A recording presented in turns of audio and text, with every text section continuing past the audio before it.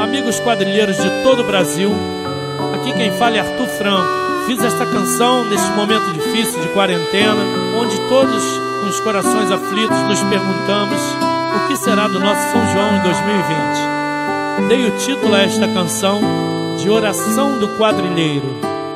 Senhor, eu te peço pelos quadrilheiros do Brasil inteiro, de cada lugar, que os proteja deste pesadelo que assola o mundo, mas sei que irá passar. Que cada junina ou cada quadrilha esteja voltada para o seu olhar, que logo, logo possamos estar juntos, nos abraçando no lindo arraiar.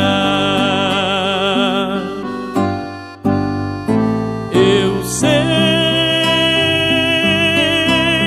que tudo vai passar,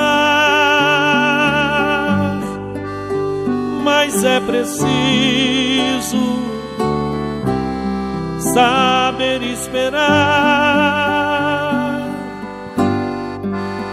Descanso meu fole, zabumba, triângulo e pandeiro.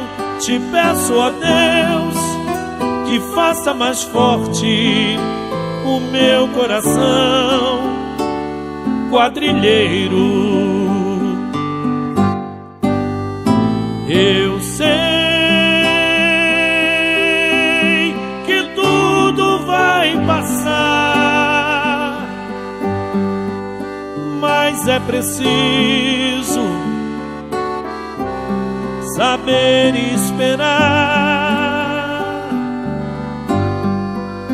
Que neste São João, unidos então, possamos estar.